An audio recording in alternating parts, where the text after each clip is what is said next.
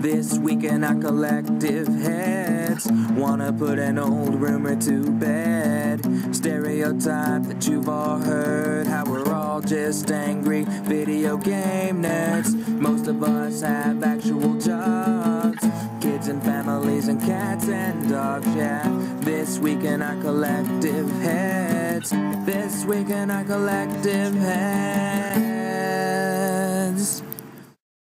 Welcome to This Week on Our Collective Heads. I'm Patrick. I'm Kevin. And welcome to the Gold Plus Roundup. Indeed. We're doing this quasi-live, so enjoy the new setup, and hopefully everything goes smoothly. We had a pretty good, mediocre-ish run this month. Yeah, there were some games that there are two great ones, and some alright ones, and some nope. Yep. There's a couple of nopes in there. Well, let's start off the one that we liked, though. Yes. We've liked this game for quite a while. Super Meat Boy. Super Meat Boy, wonderful. I absolutely love this. This is a commercial. This is the PS4 and Vita commercial to show that it was finally coming out to Vita. Yeah. So good. Which is where I played it. Yeah. But it works well regardless. So if you haven't played Super Meat Boy is a ultra hard platformer, I guess I'd consider it. And the reason, the biggest thing for me, and the reason that I was able to keep playing it, is the instant restart. Yes. Because you die and you're already back playing again instantly, not a 15-second, 10-second wait. Because if there was a delay and I had to sit there and stare at my failure for any longer than nope. It's very challenging. You play very, as a meat boy. A meat boy. Yeah. He's a boy made of meat. Yeah. So it's basically Meatwad, but way faster. Way faster. And you collect Band-Aids, and you're trying to save. It's the whole saving Bandage Girl from Dr. Fetus. Yeah, it's obviously it's the classic Super Mario Brothers, kind of setup. Yeah. But with ridiculously hard gameplay and really great physics, because their platforming is something that can be very difficult to nail. Yes. I have a difficult time with the Little Big Planet stuff, because it feels floaty. Like you'll kind of land on the edge and then fall off, and I'm never 100% sure if I'm going to make it. But like Mega Man and Mario has always had excellent platforming. Very tight. And this has you've got the running and the jumping and the wall climbing and everything, and it needs to be as precise as it is. Yeah. And exact, because it's going to demand that of you. You have to be exact and precise. And Super Meat Boy is just an astonishingly good game. Yes. And even after you've beaten it, you can go back and you can play it again and get all the Band-Aids and everything. And I have a friend who doesn't play very much, but he was able to get through the first world, and it's so hard and so good. It is, and the characters are hilarious. I would say definitely give it a shot. If you, you might get a little frustrated, but it's worth it. It's a really fun game. And it eases you into it. Like the later levels are. Yeah. So what did you think of Little Deviants? Little Deviants is not good. Yeah. No, because it's got these we're little squishy character things, and we landed on a planet and robots are chasing us. And the very first game that they give you is kind of a all right. So take your Vita and hold it up and look all around and up and down and just this number for. That's not how I want to play a game. If I'm getting VR, yeah, sure, but no, this is not my shooting game. Yeah. And it's mini games, but they pretty consistently last 5 to 10 minutes. That's a long mini game. Yeah, that's mini games need to be like a minute. Yeah. And so I played all the game types. There's one that I liked, and it's like you remember Hogan's Alley? No. Okay, Hogan's Alley was a Zapper game for the Nintendo. Okay. And doors would open up, and it would be the cardboard cutout of that type thing. Okay, so there's a game that's kind of like that. Okay. And it'll have all these things, and what'll show up is either a robot or one of the little deviant people, and so you obviously trying to shoot the robots, right? But you have to hit the robots in the back, so you have to use the back touchpad. Which no, it's okay because that actually I've never been good at the back touchpads. It works okay. in this one instance, this one game, and so you're doing that. But sometimes they'll be facing the other way, so you touch the front ones, and it gets kind of frantic. Yeah. And I liked that one, but there's also one where you're supposed to use the back touchpad to push up through the world and make a hill and roll your little deviant around, and it's maddening. Yeah. And there's another one where you're like going through, you're like skydiving through loops.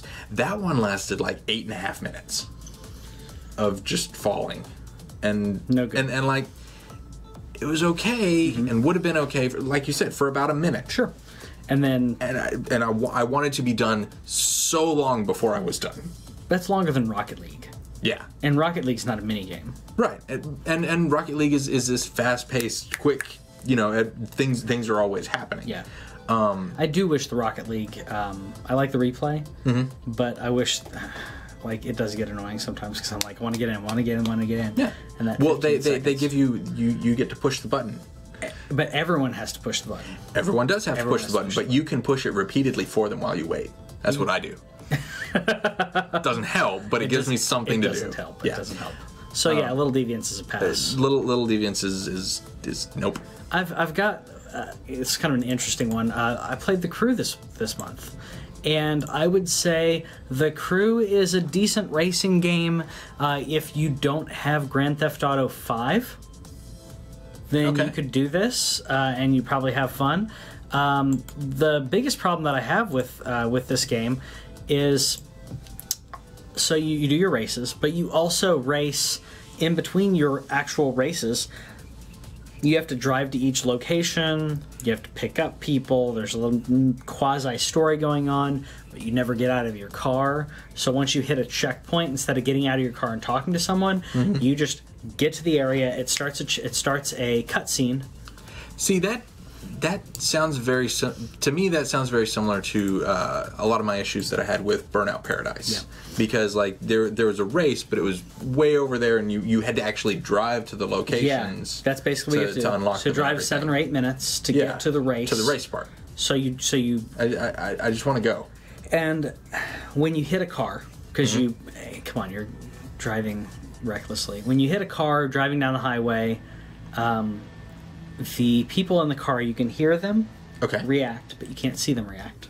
And by that I mean all 4 of them are sitting in the car, and you hit them and they spin and they're just going. And then once they're done spinning, they just drive off. And in Grand Theft Auto, you hit them, you see them freaking out, they get out of their car and they start running away because they don't know what you're doing. Right. It's coming right for us. This is basically Grand Theft Auto 5's races that you can do in Grand Theft Auto 5 without the good story, the quasi-mediocre story that's thrown in there that you don't get to get out of your car and talk to people and do stuff. Yeah. They just shows you a cutscene and then you're back in your car driving. Well, it seemed like they were, one of the things that they were really pushing on this was the social aspect. Yeah. So if you have a driving club, if you want to create your own club, that you can do that. You can sign, but still you can play Grand Theft Auto Online and do this exact same thing. Yeah. And in my opinion, Forza also has clubs, and Forza is an exceptional racing game. And see, the thing is, Forza is an exceptional racing game, and the handling is very accurate. I would say the handling in this game is close to Grand Theft Auto. It's a little bit better than Grand Theft Auto. At least it's not Grand Theft Auto 4. Yeah, but the fact that you're playing a game that only has driving, you should be able to get the driving right. Yeah, you should be able to get the driving perfect. The fact that Grand Theft Auto has comparable driving and a better storyline and all these other things you can do, and you can play online with your friends in Grand Theft Auto, and earn money and then buy houses and all kinds of stuff. Yeah, So go do that. So instead. this game is not bad, but there are a lot of other options that do what it does better. Yeah, it's like what was the one we were just talking about on the news this week? The Last of Us clone. I am alive, which is like Last of Us, and it's not a bad game. I would if I'm going to play that, I would just rather play Last of Us. Yeah. And in this case, I would rather play Grand Theft Auto. Just jump on Grand Theft Auto Online, do the races. You can do races in Grand Theft Auto single player, anyways. So. You can do that. The only drawback is that in this game you start off with like a muscle car, and in Grand Theft Auto you start off with like what amounts to like a Civic, not souped up. So there's an upside to that. But when you get those better cars, it means more. Yeah, and the progression system, and that's one of the things that I've always liked about like Gran Turismo. Yeah, is like they start you off in a little car, and then you upgrade, and then you move up to a different class of car. Yeah. And if you're gonna start me off on like a crazy super whatever, then what am I doing? Yeah, exactly. Okay, exactly. So we also had XCOM Enemy Unknown. Yes, and this is one of the strategy games. Firaxis is, they do strategy, and the story is really fun. This is Enemy Unknown. So this is the one that kind of started everything. Yes. The XCOM 2 actually assumes that you failed in XCOM 1, which I think is kind of awesome. I think it's kind of weird because usually with Mass Effect, they give you, obviously you're going to win no matter what. Right. But in Mass Effect, it has to survive. It has to, and your storyline continues based on what you did. In this case, if you beat the first game, this is not a sequel to that scenario. Well, maybe, because I have not finished XCOM, so I don't know the ending. So maybe you do lose regardless, even if you win. Yeah, I've actually heard Angry Joe and a couple others on YouTube were actually complaining about this because he was a big fan of XCOM, and then it was XCOM and then going to this, right? Yeah. And then he was saying, but I did all these things and I saved everything. Why? Yeah. Now, if it would have been easy enough if they wanted the scenario of the aliens, taking over and winning and everything. Yeah. You can just create a plot device in the first 15 seconds. Yeah, Independence Day Resurgence did that, and it sucked as a movie, but it's still a movie. So you can do that, but that wasn't the reason that the movie sucked. We'll talk about that on Script Doctors. New show coming up, which may be out by now. It's possible. If it is, go check it out. Anyways. Yeah. But okay, so have you played the Fire Emblem games? Yes. Okay. So in Fire Emblem, what you do a lot of times, like when one of your character dies, you restart the mission and you kind of go back and do that again. Yeah. Or do you accept the death of your characters? I accept the death of my characters. Okay. Because I'm hardcore. Okay. XCOM will save immediately, and okay. See, Mass Effect is like that. But you can make backup saves, but it's going to keep you moving forward, and you deal with the consequences of your actions. And because you get to make your own squad mates, then you can make your family or your friends or whatever. And so it right, and it's impactful when that happens. Yeah. And so you want to be aggressive. You need to be aggressive in order to win. Aggressive. Be aggressive. Sorry. Thank you. So you need to move forward aggressively, but there is the risk reward, and you get attached to these characters, and as they go through, like if you build up they level up on their own, and so if you can build up these really powerful characters. Yeah. But then if they die, what was all that for? And they do really, really well at just kind of capturing the tension of that. Sure.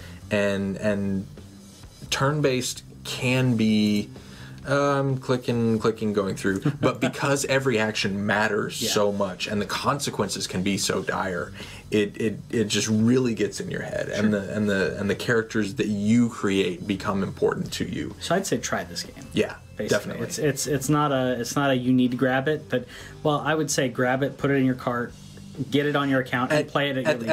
At the very least, give it a shot and see if you enjoy strategy and turn-based and you can get into that mindset, then yeah, definitely this is one of the ones that and for a long time we didn't think it was going to come to console. Yeah.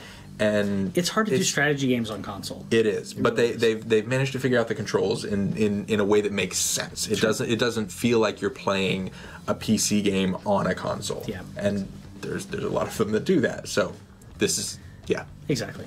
So we also got NBA 2K16, which I played a little bit of the gameplay on this. I didn't go through the My Journey stuff. I focused on the My Career. My Career, stuff. okay. Yeah. So I thought that the gameplay was pretty good, but my biggest problem, I think you had the same problem as I did when we were talking about this, was our understanding of basketball is inadequate. So when people ask me about, you don't like sports, it's not that I don't like sports.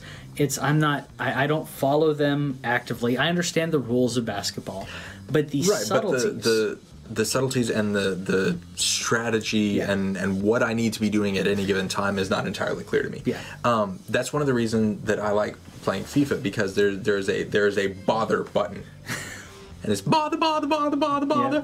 And props to all you that get that. But and so you just kind of chase them, pursue them, and bother them. Yeah. That's not a thing. There's not a button that I can do that with. And so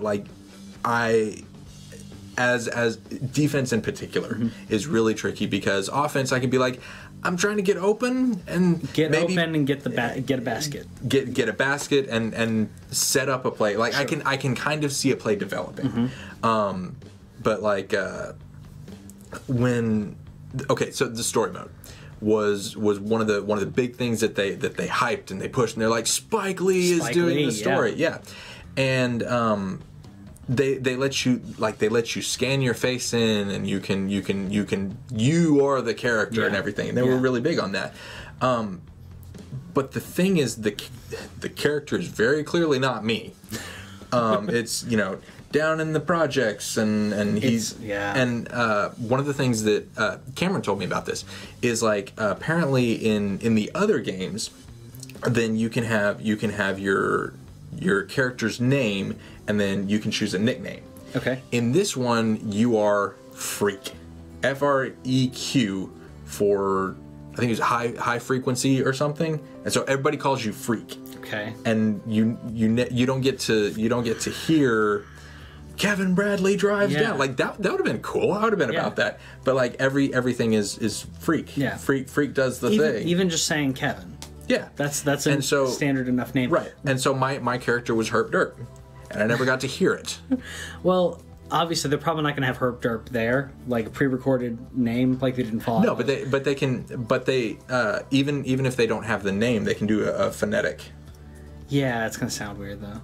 But it's going to be funny. It would be funny. But I never got to hear it. But the story is okay. The story opens with the actors doing mocap and then messing up, and then Spike Lee comes in and does his because they had to show that Spike Lee's there. Right. It's not enough that all they needed was just in the opening bit. Yeah. To just say story by Spike Lee. Yeah. So, but it was so the story mode was, if you're going to let me do a character and create a character, let me play that character. But it was very obvious that me, I sat there and scanned my face in and toned it to where it looked like me. Yeah. And I was so dramatically out of place and obviously out of place, and they're reacting to somebody else. Yeah. And I mean, how long was the background where it shows you in the projects and all that? You start in high school. Oh, okay.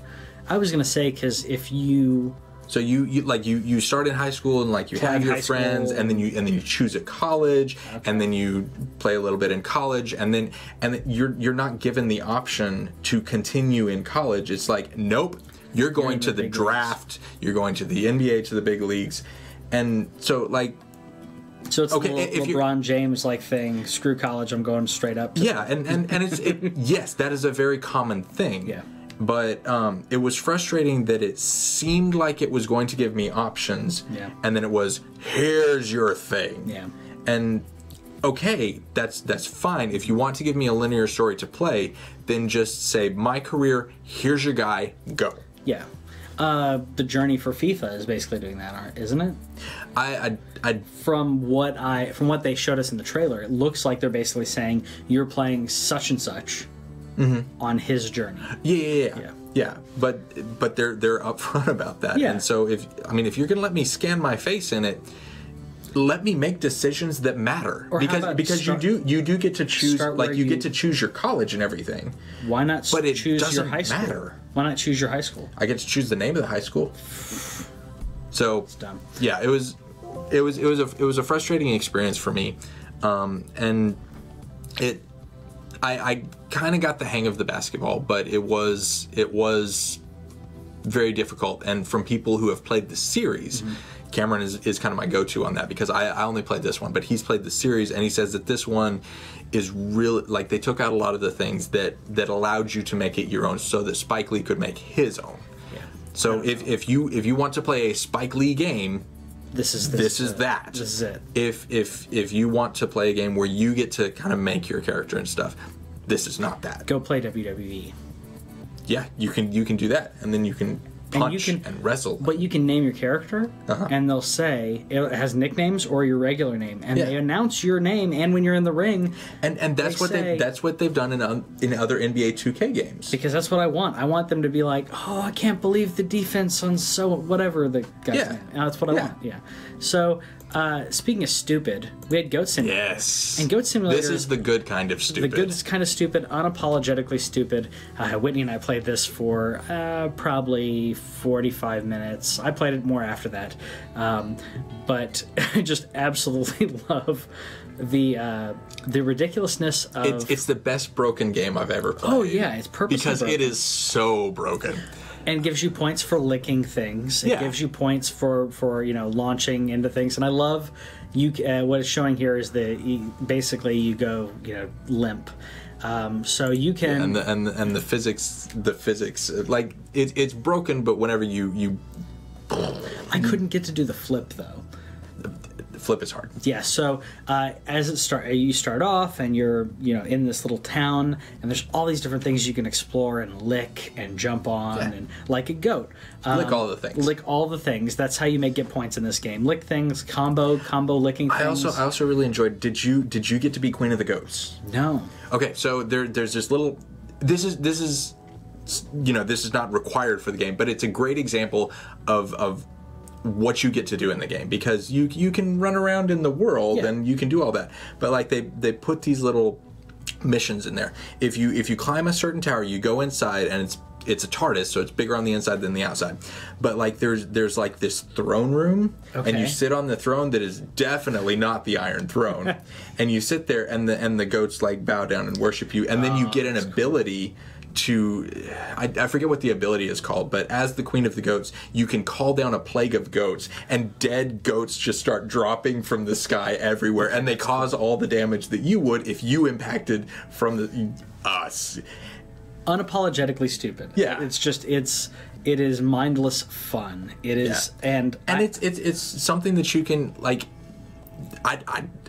I assume you can beat it somehow, but it's basically a playground to just run around in, and you can do that for 5, 10, 45 minutes. Yeah. I spent probably 15 minutes of that trying to be able to do a flip. So I was going down the slides. Yep. Because they have the slides on the mountain, and so I got up to them, and I jumped and went dead weight, so I just kind of flopped there. And I was trying to, and it didn't. I couldn't get the spin. It's I was even trying it on the trampolines that are in that. It's like it's a dried out pool. Yes. Trampolines. Yeah, I know what you're talking about. And I didn't get to do the flip, but I had a lot of fun. Did you get to be the burly goat? Yes. Yeah. Did you get to be the tall goat? No. Tall goat's a giraffe. Oh, I know. Yeah, like there's different character names, and like the burly goat's like the super muscular everything, and like you can be a penguin, and it calls it like a tuxedo goat or something, and tall goat is a giraffe. That's great. And yeah, so it's that. just a game that consistently surprises and entertains. Yes. So pick it up and spend the 10 minutes of fun. You're gonna like it. You're gonna laugh. You might get bored. Yeah, but and when you do, you can leave. You can leave. Yeah, you don't have to keep playing to accomplish anything. You could play a good 20, 30 minutes of the game and get everything that you need out of it. Yeah. And leave it on your console and just go in there every now and then and have fun with it, because it's fun. Also, and this is something that I try to keep track of. This is also really fun for like little kids, because there's not objectives. You're not going to die. Your goat's just going to flop. Yep. And it's not ultra violent or right. All of the humor is basically slapstick, Laurel and Hardy type stuff, and which makes it awesome. Makes it awesome. So what did you think of the God of War Chains of Olympus? I think we should have gotten it last month. We should have gotten it last month because we got these out of order. Mm-hmm. This game came out prior to the previous month, which was what was the other one? Chains of Olympus. I don't remember. I don't remember. Ghost of Sparta. Ghost of Sparta. So Chains of Olympus came out, then Ghost of Sparta. So the thing with God of War games is, along with a lot of games that come out that are series like that. Whoops, wrong thing. Basically, when they come out with one version, the next version you improve. Hopefully, you improve. Right, and you take the lessons that you learned. So you took a step back, right? So I played Ghost of Sparta first, and then went back to Chains of Olympus, which is their first Vita game, right? This is a PSP game. Yes, right? There's a PSP game by the Ready at Dawn. I mean, it's the same crew and everything, but like a lot of the things, because like one of the things that I praised is that the Ghost of Sparta feels like a God of War game, and like the button prompts and everything were in the corners, which made it easy, and I could get it every time. I absolutely love that about God of War. Yeah, and they don't have that here. They just have a button prompt that's going to pop up, and so I consistently failed the QTEs the first time, and that takes you out of the I am a god thing that you're kind of supposed to embrace with the God of War. Yeah. I am destruction. I am chaos. I am rage. Yeah, and so like there's just a lot of things about this it doesn't have the polish that Ghost of Sparta did, and because I played Ghost of Sparta first, if these had been in reverse order, I might have been able to be more forgiving of it. But having just played a superior version by the same people, the same game, I'm like, why would I play this? How is the story? This one is clearly better. The story is okay, but it's not. The story is not really why you play a God of War. It's not why I play it for the gameplay and everything. I like the puzzles. Mm-hmm. I like which they don't. It's not as much on this, but on the console games, the grandiose scale of some of these things that are on there. Yes. You notice that in the intro that we on our intro as well. The scale of this is you, and this is this monster, and this is this god, and that was another thing, is when it came to the puzzles, they were I figured out how to solve the puzzle, and then it took me about 5 minutes to implement it, because they would have a box that's way over here, and then I have to kick it all the way over here, all the way down this hallway, all the way down this other hallway, so I figured out what I need to do. That the challenging part is done, and actually doing it is really boring. That's unfortunate. So, yeah. I mean, was the box in a different area that you hadn't been to before? No, it was there was this big arena type section, and as I went to different sections of that there building, happened to be a box. Right. Then there was a box on the far end, and so I had to go through 3 areas where I had combat. Okay. To drag it over there. Now, you'd previously had combat there. Right. See, it would be cool, instead of doing that, as much as we don't like hallways, to be like, oh, here's a box, and as a gamer you're like, I bet I need that because I'm moving it, or move it, and then combat starts. You combat, move the box, combat, move the box. Right, but no, I'm backtracking through a now vacant area, and that's just unfortunate. No. Yeah. So we also got Echochrome, which I wasn't sure what to think of this at first, and then when I played it, I absolutely loved it. So it's all about perspective. It's a puzzle game that's all about perspective. So the MC Escher style, as you can see here, whatever it looks like, that is what it actually is now. So changing the perspective, if there's a gap, you can fill the gap by changing your perspective, and then the gap is done.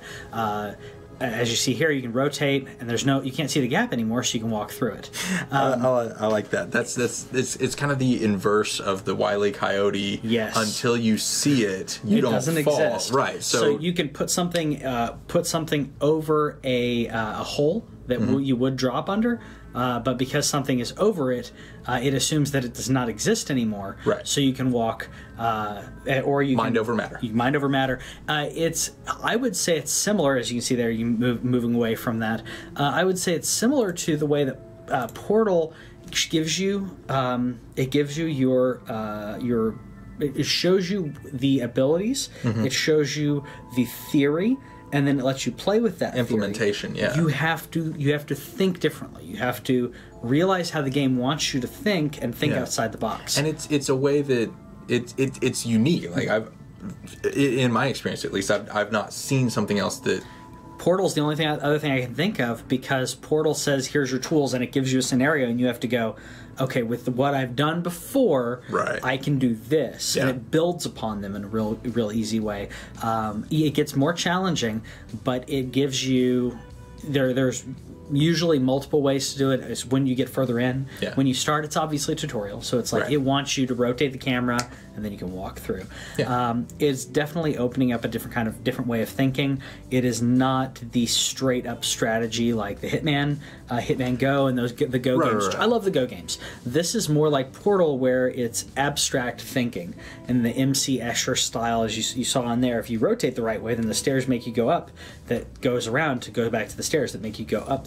It's just the infinite loop. But then if you rotate it different, you see, one of those areas when you go up the stairs actually goes underneath this, and that goes to So it's a really fun game for that.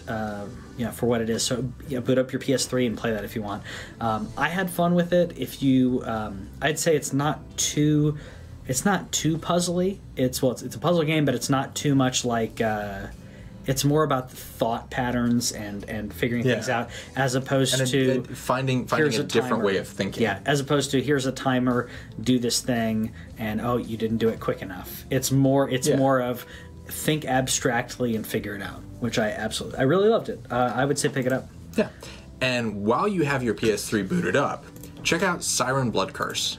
It's episodes 1 through 12. The episodes are really short, maybe 10-15 minutes each.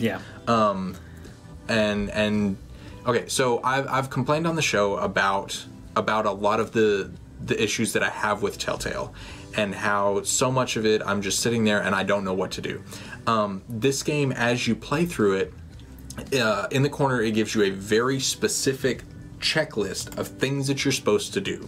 You are supposed to go and it'll say sneak past this enemy, pick up this thing, go under this, and then hide here. Okay.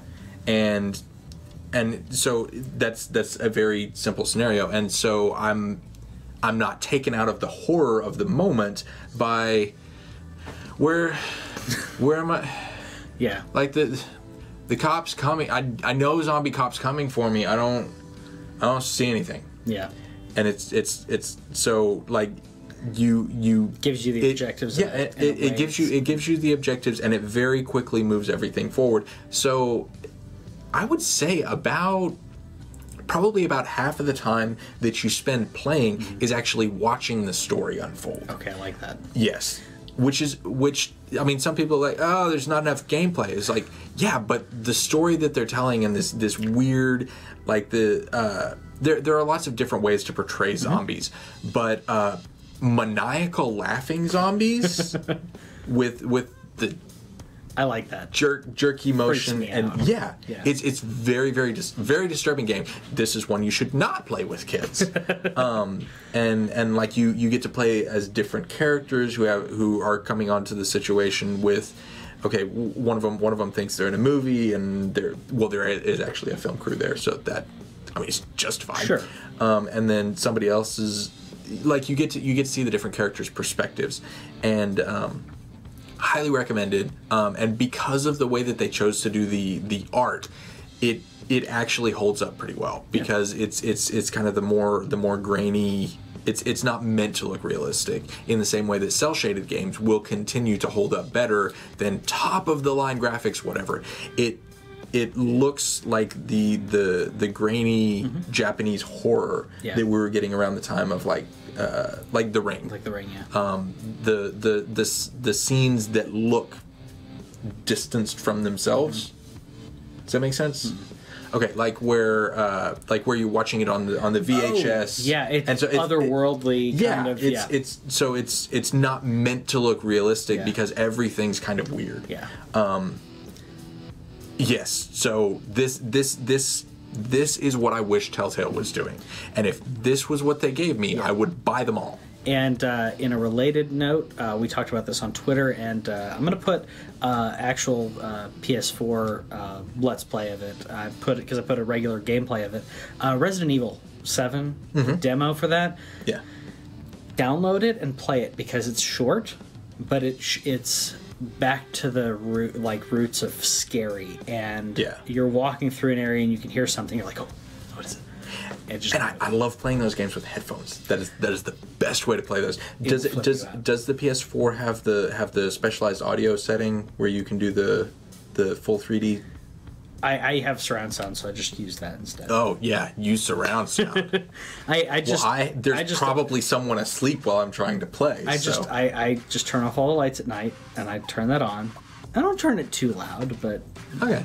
It works. Right, well, PS4, if you have a PS4 silver or gold headset, a lot of times they'll have special settings. Like for the first game that I ever played that had it was The Last of Us, and you can actually be wearing the headphones and have it quasi surround kind of. And I want to try that. I need to mess with my Skull Candy headset right now, because I'm having, anyways, this is another story, but I love the headset. I'm just trying to get it to work the easiest seamless way to be able to go from my PC setup to my console setup. Anyway, speaking of PC, yes, Gone Home came out quite some time ago on Steam, and it was the darling game for a long time. And we finally got it on console, and like I said a long time ago, like I bought it then and didn't play it. But is this one of your Steam games that you haven't played? This is one of the two. Yep. There you go. I really liked this game. You have to dive in, and thankfully, at least in my experience, I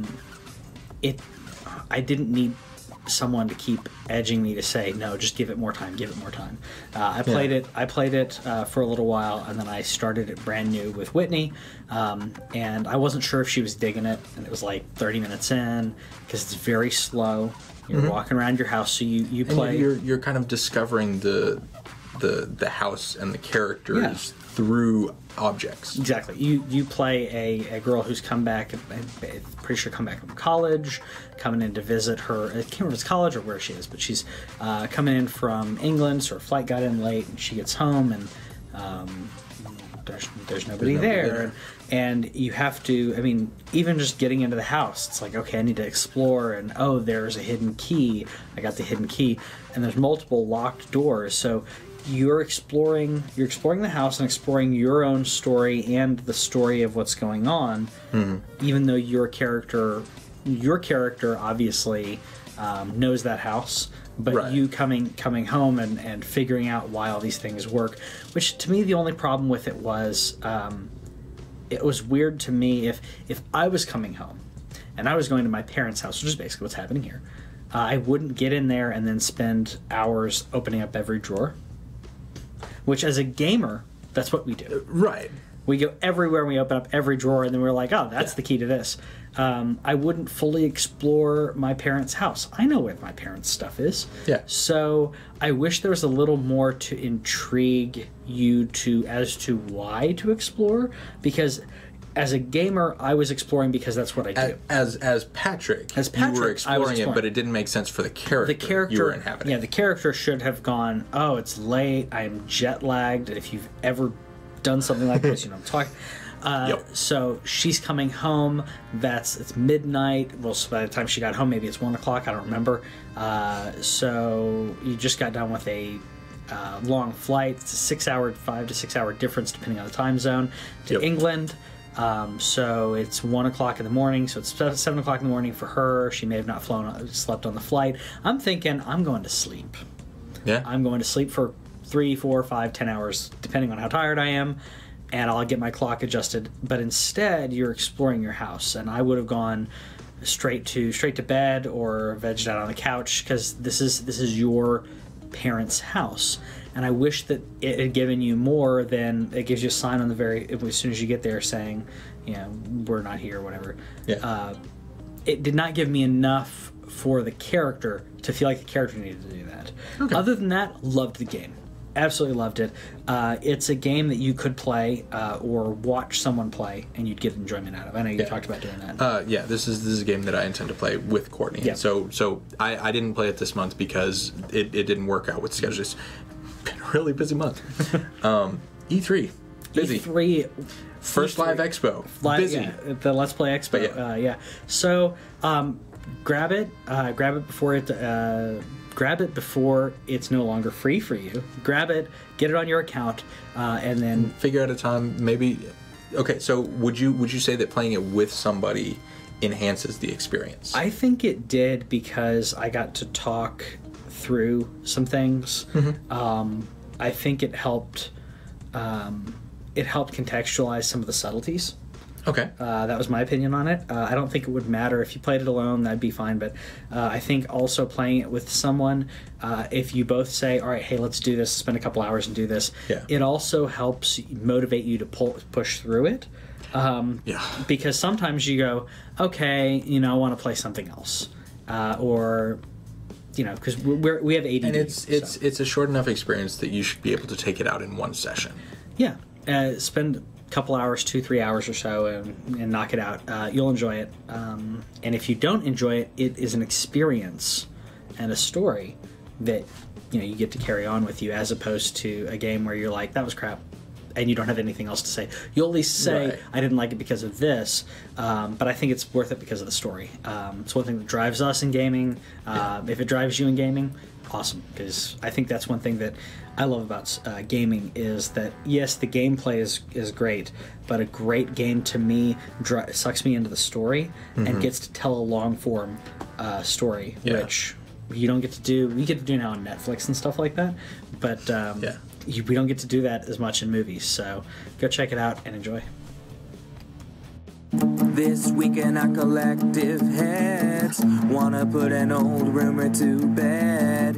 Stereotype that you've all heard, how we're all just angry video game nerds. Most of us have actual jobs, kids and families and cats and dogs, This weekend our collective heads. This weekend our collective heads.